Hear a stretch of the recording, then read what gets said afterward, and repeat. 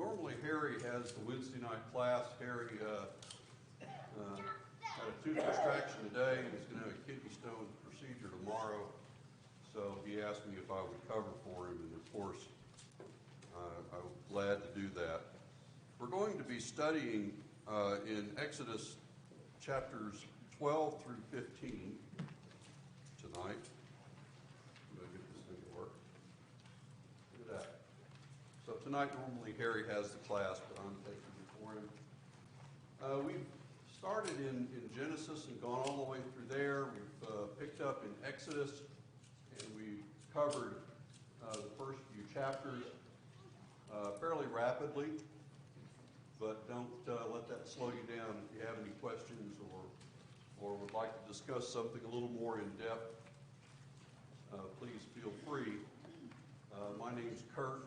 You can, if I don't see your hand, just holler out Curt or Bert or Chuck or whatever you happen to, whatever comes to mind.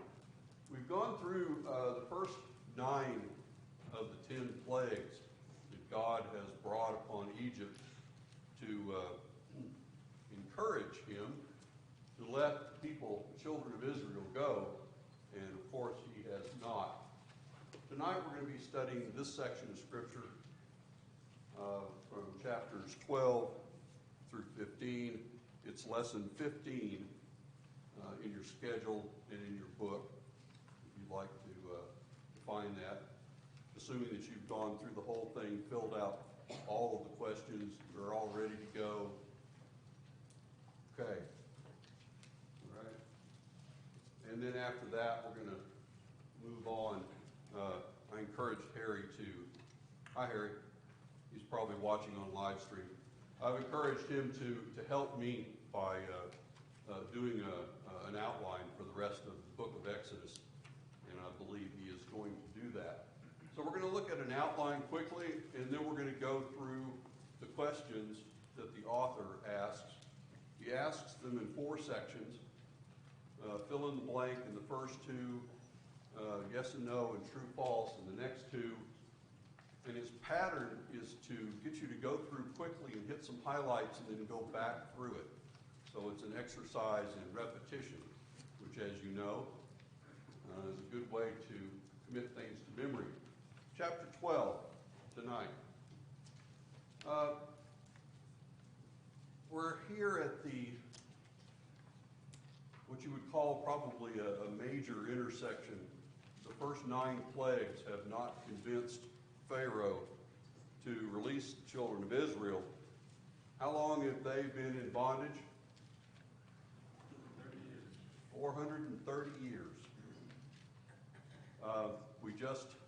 We just finished talking about Joseph, and we ran really quickly through the first 80 years of Moses, and now we've jumped ahead 400 years. So don't let the small number of chapters throw you. There's a long period of time that God's people have been in bitter bondage to the Egyptians. So God gives instructions about the Passover Feast specifically. This happens a number of times, so it looks like I've duplicated my lines, but I haven't, I don't think. So he talks about the Passover Feast, the purpose of it, the specifics of it, the reason for it, and what to do with the blood of the lamb to mark the doorposts, because the 10th plague is coming, and you do not want to be part of that group. Moses relays that information to the elders of the people so that everybody's informed, everybody knows what they're supposed to do. At midnight, the 10th plague strikes down firstborn of Egypt. The firstborn for whom? Man and beast. I don't know what the population of Egypt was at this time, but I do know that Egyptians were nervous about the number and the mere mass of the Hebrews. in their land. How many men left when Pharaoh finally says yes? 600,000 men, not including women and children. So I would imagine that in Egypt, probably about that size, maybe a little smaller. Firstborn of every family. That's a lot of people. Then after that, God gives additional details about the keeping of the Passover. Why? I mean, once you put the blood on the lintels and doorposts, you're done, right? How often is the Feast of the Passover to be observed? Okay, every year. Now, the marking of the doorposts and the lintels, I didn't get that that was repeated, so I think that was just for the Exodus or for the 10th plague, but I would not be sure of that. Pharaoh finally releases Israel, and they leave. I mean, they pick up, and they're gone.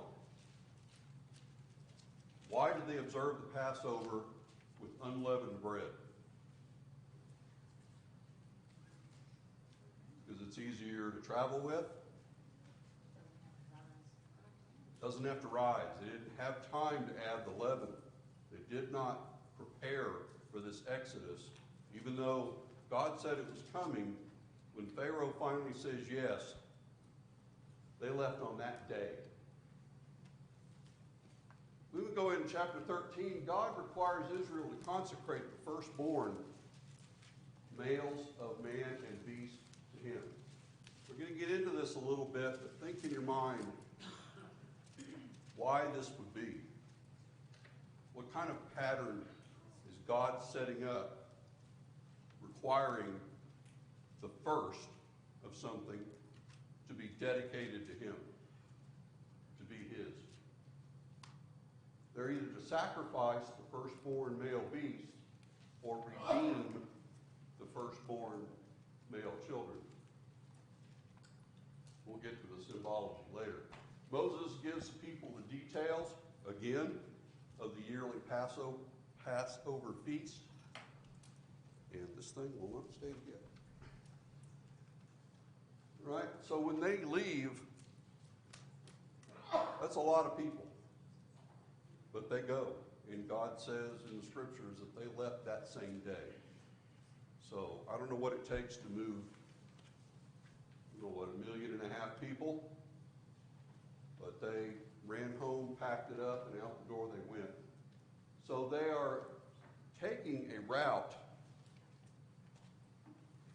to the promised land.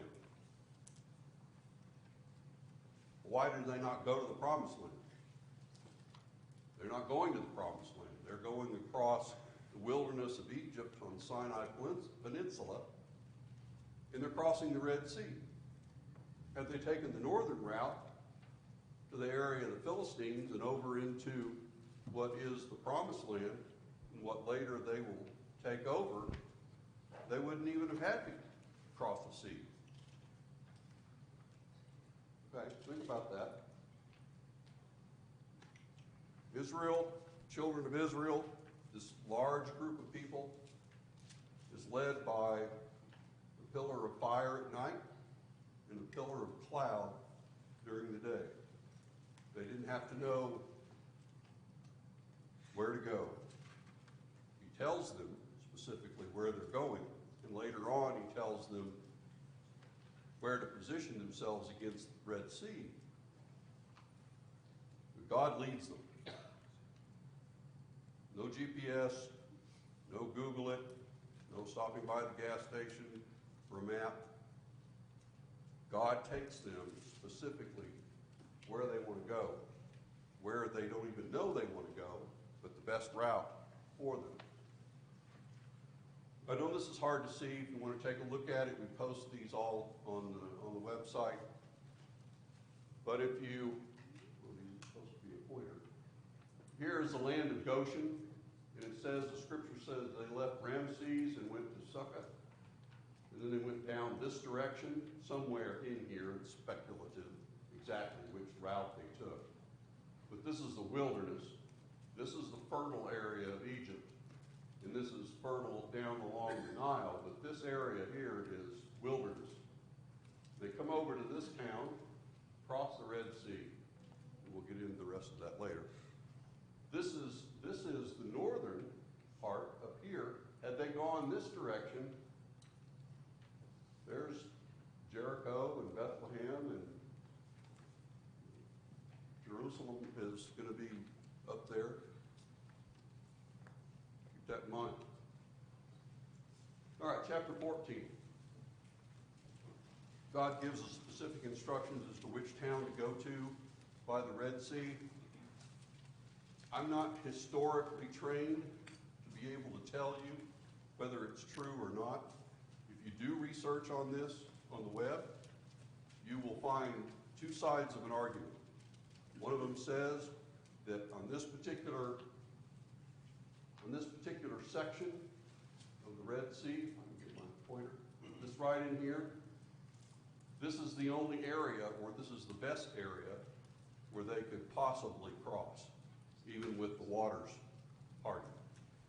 They call it a land bridge. And there are some that say there is no such thing, it's not there, and it's all untrue. I can't tell you, but God told them where to be, and that's where they went.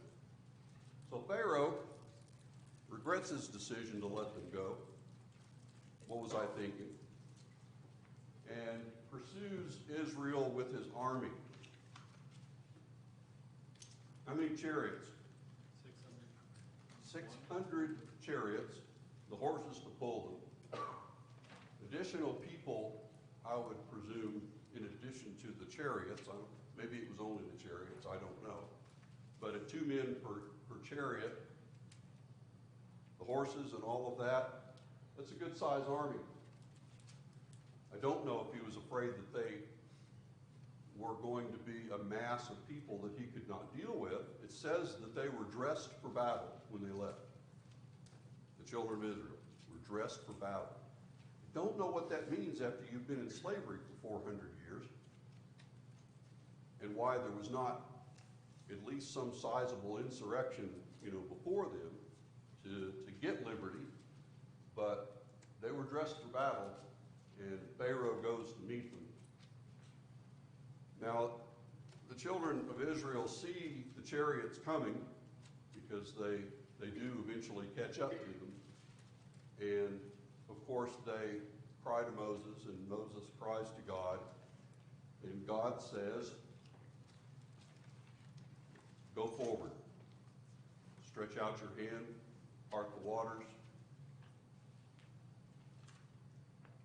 And the Lord drives back the waters so that they can cross on dry land. Then, exactly how that works, I'm not sure. God causes the entire army of the Egyptians to be lost, swallowed up by the waters. Not a few, not half, every single one. And Pharaoh was in there with them. So we get to chapter 15. I wrote a song. I'm going to sing it to you. No. You don't want somebody singing that gets the pitch by dragging their foot on the carpet. So, no, I don't know what the Song of Moses was, but this is it. These are the words. Moses and the people sing a song to the Lord about his power and about the things that have gone on here. And then they travel into the wilderness of Shur. Now, they haven't been able to find water. It's pretty significant if you've got, I'm guessing, 1.5 million people. And they grumble. Get used to that, by the way. The children of Israel grumble about the lack of water. God provides a method for making the bitter water sweet, and they survive. And then God warns Israel about their obedience, and most likely their grumbling. And then they camp at a place that is perfect for them. All right, let's go into the questions. I'm going to take volunteers. It's better than me calling on you and embarrassing you and all of that. I have a few that I would like to cover, but if you have any of these in the first section and you want to cover those, please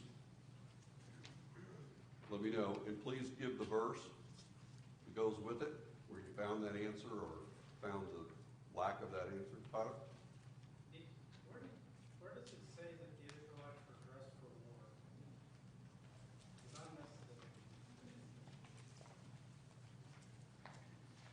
I hope I didn't mess that up. I believe that, hope I didn't get that confused with the Egyptians, but I believe that, let's see, and the people of Israel went up out of the land of Egypt equipped for battle. That would be chapter 13, verse 18. My version says, went up in orderly ranks. Okay. This is ESV.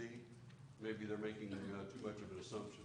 This one actually says dressed for battle. That's where I got it. May not be correct.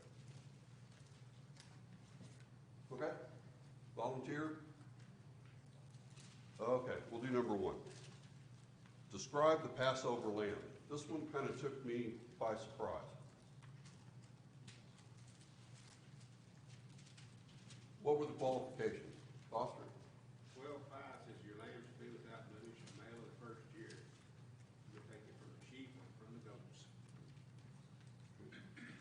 No blemish, meaning perfect, not lame. Remember, in the New Testament, the Jews were scolded for offering their leftover animals. Sheep or goat? That one took me by surprise. I had not read that before, or at least not remembered it. We're used to talking about a lamb, and it says lamb, male, 1 year old, no blemish, and then it says sheep or goat. Okay.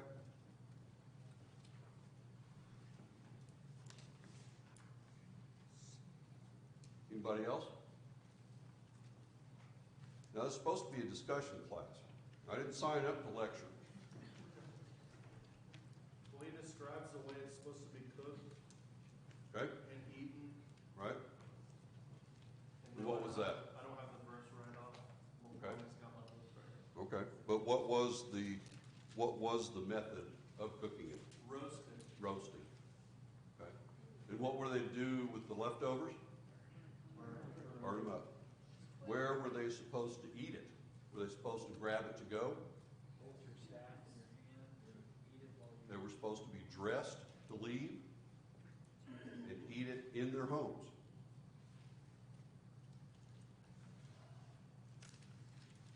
Okay? Why did God lead Israel by the way of the Red Sea? Number 5.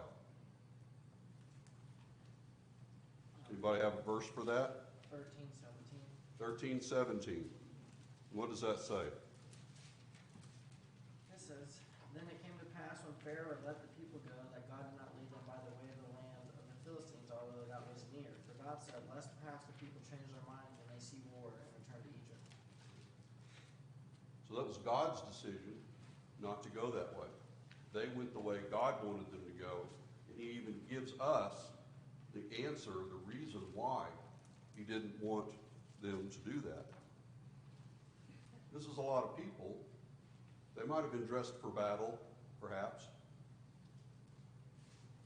but they're also traveling with their herd and with their silver and gold, with their wives, with their grandparents, with their children. This is not a time for war. Well, even though, we may have a little difference in the translation, you still understand understand what he's talking about here, because even if they weren't dressed for war, but they were in ranks, if you see a group of that large in ranks, that's a sign of war. I mean, that's what that looks like. I mean, I picture the Civil War, the guys marching in ranks, coming across the field. I mean, if you can imagine, however you want to look at it, I think that's what they're trying to tell us there. And the sheer numbers, if nothing else, was bound to be daunting. Well, and then Didn't slow Pharaoh down much. If you fire up the Philistines because they think you're coming to attack them, you got a problem there. And there's quite a few of those, I'm sure.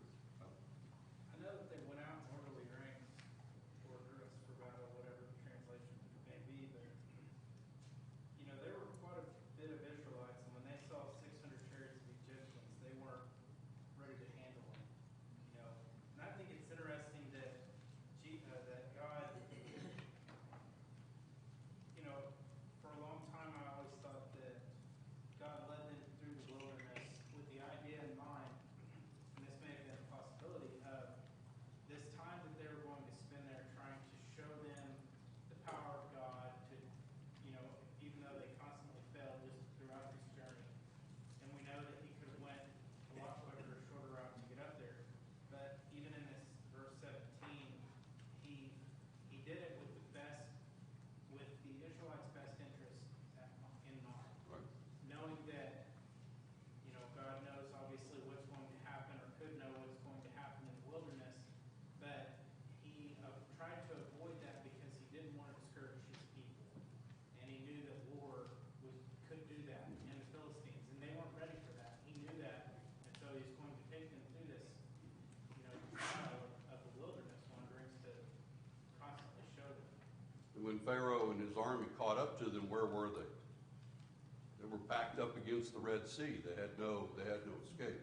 A couple of different things about that. Even though they're far superior in number, there's a certain dynamic between those who are ruled and those who rule. We see that in other cultures like South Africa. There was a small group of people who were in total control of a very large group of people. These Israelites had been in bondage for 400 years. That no one living had remembered war. Right, and they were dependent on them. And even later on, they asked to be returned because they had pots full of flesh and had all the bread that they could eat. So this period is breaking them apart from this bondage in their minds and in their cultures to Egypt as well. They're totally dependent. So, there's another thing here that we need to also think about, and that is the distance in miles and the period of time it took to cover it, which I'm sure was not small, but wasn't, months and years. And they just got through singing a song about how great God is, and his power to release them after 430 years. And it seems like, at least in the text, it's that long, and they're whining that they don't have water anywhere. What are we going to do? We might as well just die. But we want to make sure that as God's people, we don't do that.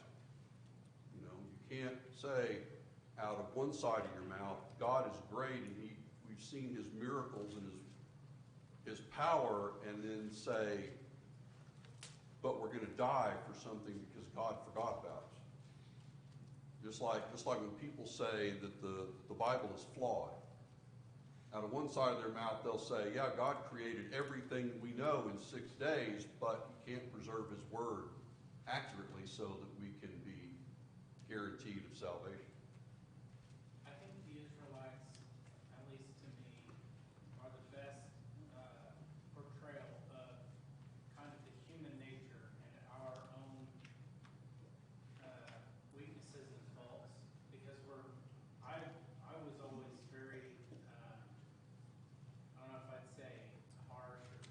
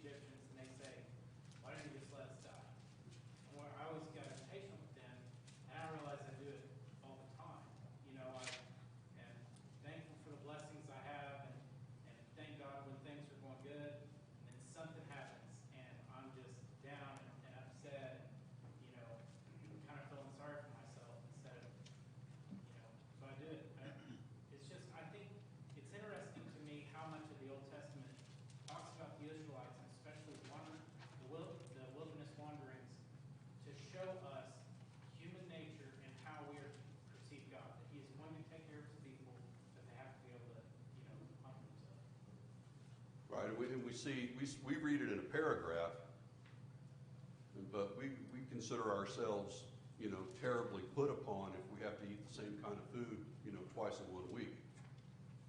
They eat manna for 40 years. Scott?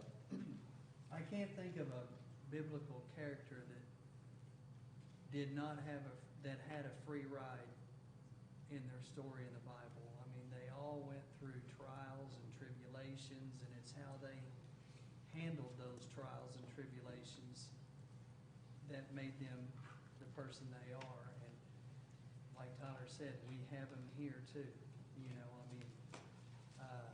And it's how we handle them and where we turn when that happens on how we respond is what God is looking for.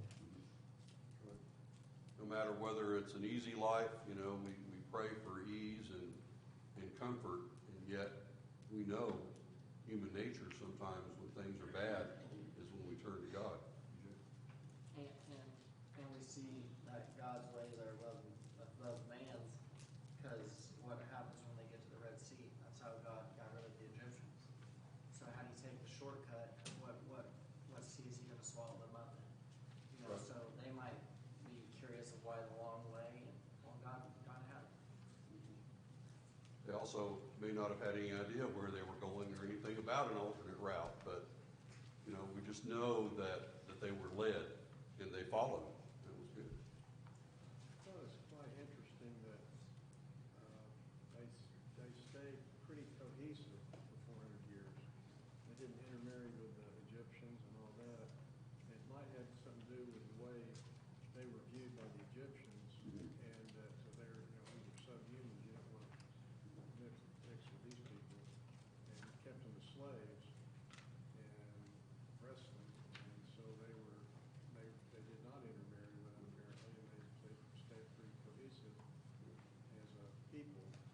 So when the time finally came 400 years later to leave, they were still the children of Israel. They were Mixed. mixed people. Yep, good point. So much of the discussion that we're having right now is actually written for us in the New Testament. As a reminder, it's 1 Corinthians chapter 10. And we don't have enough time to read all of it, but just, some things there in 6 and 7. Now, these things occurred as examples to keep us from setting our hearts on evil things as they did. So he's talking to Christians. Do not be idolaters as some of them were. As it was written, these people sat down to eat and drink and got up to indulge in revelry. And then it goes, verse 11. These things happened to them as examples and were written down as warnings for us, on whom the culmination of the ages has come. Point, thank you. Yeah, we see these things provided for us.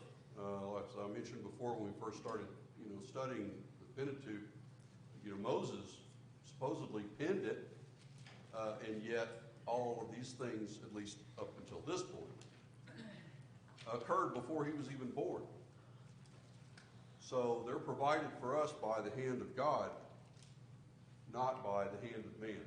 So that's one of the reasons why we know that God provided it for us so that we would know. Let's move into the next section because we're going to run out of time here in a few minutes.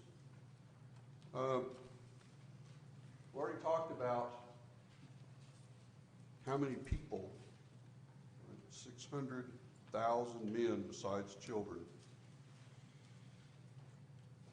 Okay, and number 5, I'm not going to try to pronounce all of these towns. I'm just filing my disclaimer up front. I'm sure I would butcher it. But there is, on the map, right here, is this place, and if I had one that was zoomed in, there's a little outcropping there. I shouldn't say little, because it's probably not little. But that's where they crossed. That's a lot of people. It's also a fairly decent distance for them to gather up all of their possessions and move that much stuff, even across dry land. Okay, number 7. Israel sang of the Egyptians, they sank as, I've got lead in the ESV. Does anybody have anything else? That'd be chapter 15, verse 10. One place it says stone, the other place it says lead. Okay. Verse 5 and verse 10. Oh, 5 and 10? Okay. Yes, sir. Like went down like a stone, yeah. I think when the author asks specific words, first of all, he's doing King James, and secondly, he's looking for the sentence verbatim. So, I agree. I got that one wrong in one of the true false because I was on the wrong verse. Let's go on to this one. We've already covered a lot of these. Well, I don't think we're going to get to our symbolism. Let's see. Number 10. Oh, I found number 10 to be rather interesting. It's the word congealed used to describe the condition of the Red Sea. And I don't know if you've been on this planet as long as I have, but I can tell you that every time you Google anything or look at anything, somebody's trying to explain away one of the miracles of God. And they're talking about the Red Sea being a swamp, and it was okay to walk on, but the chariots, sunk, and it was congealed. It wasn't water and dry land. None of that's true. We have it recorded for us. It says that it was the Red Sea, the waters were parted as a wall on their left and on their right. I thought when they did the movie, I thought that was pretty representative of what we read in the scriptures, where there really was a wall of water on either side, and what they were walking on was dry. The New King James Version says congealed. It does say in King. James Version I'm says- sorry to hear that. I'm sorry to hear I think that. it was describing the waters after they were collapsed, maybe? Is that right? It's on 15:8. King eight. Okay. The deeps congealed in the heart of the sea. The ESV also. I missed that. Go ahead, sir. What makes it more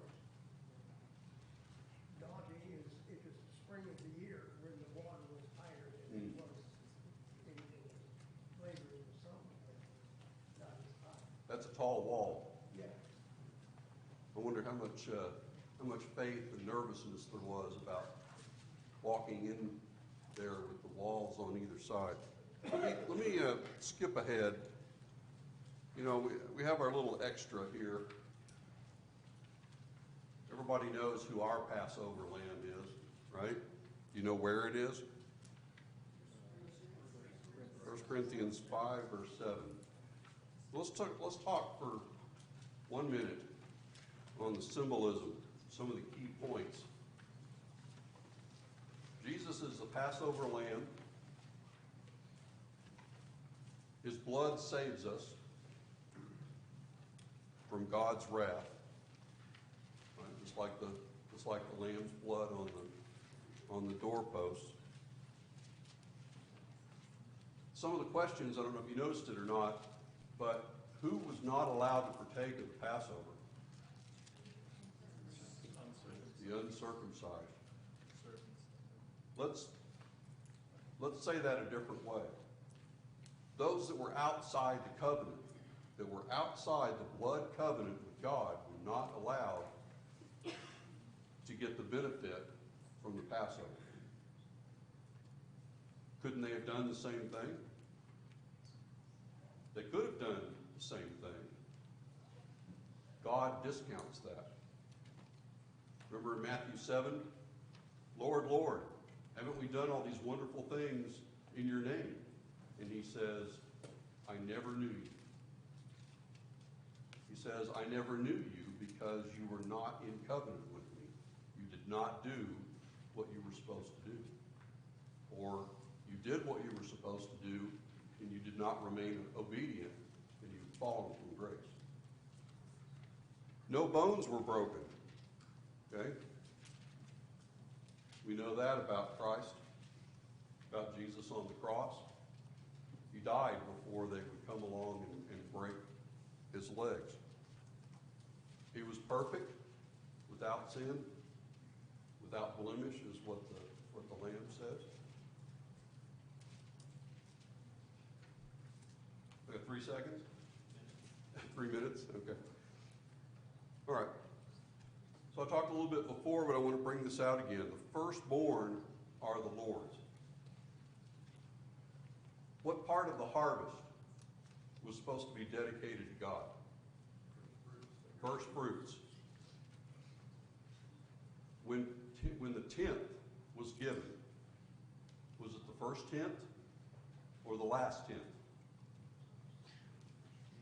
The first part, the best part, was given to God. Think about that in your contribution.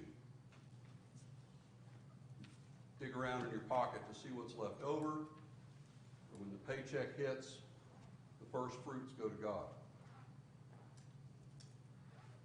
Okay? God spoke to the children of Israel through Moses. He provided for them directly, but he spoke to them through Moses. Think about how that is similar to the gospel being preached from a man to a man. Even when Saul, on the road to Damascus, was talking to the Lord, how did he learn what he must do to be saved? Someone was sent to teach him.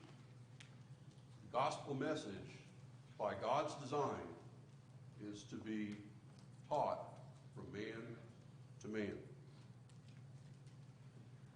So Jesus leads us to the promised land, right? We've got the promised land, and we've got the promised land of heaven. Okay? Jesus led the way.